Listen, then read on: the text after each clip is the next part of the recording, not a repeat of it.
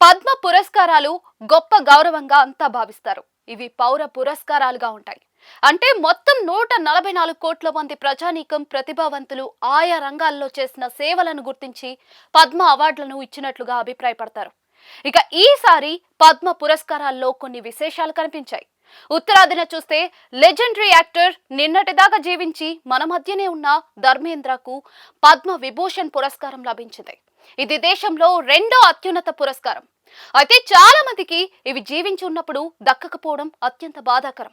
ధర్మేంద్ర విషయానికి వస్తే 50 దశాబ్దం చివరి నుంచి సినీ రంగంలో ఉంటూ తన ప్రతిభను చాటుకున్నారు.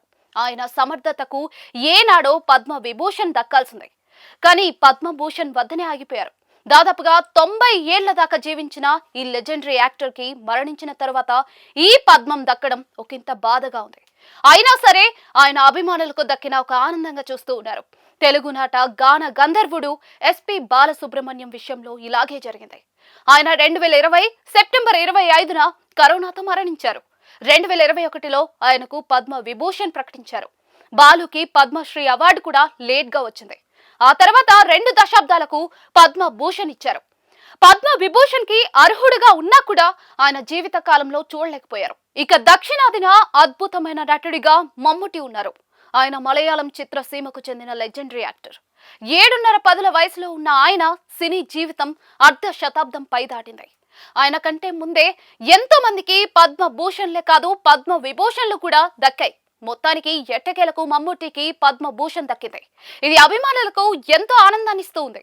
అయితే విశ్వనటుడు కమల్ హాసన్ సినీ జీవితం వయసు అక్షరాల 6 దశాబ్దాల పై మాటగానే ఉంది.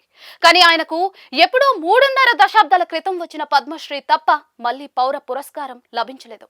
దాంతో ఆయన ప్రతిభకు పద్మ పురస్కారం ఎప్పుడు దక్కుతుందో అన్నది అభిమానుల ఆవేదనగా ఉంది. తెలుగు సినీ సీమలో తీసుకుంటే 3 ఏళ్ల క్రితం గతించిన విలక్షణ నటుడు చంద్రమోహన్ కి పద్మ పురస్కారం దక్కలేదు అన్న బాధ ఎంతో మందికి ఉంది. అలాగే బాపు, కె విశ్వనాథ్ వంటి ఉద్దండులకు కేవలం పద్మశ్రీలు మాత్రమే లభించాయి. దిగ్గజ దర్శకుడు దాసరి నారాయణరావుకు పద్మ పురస్కారమే లభించలేదు.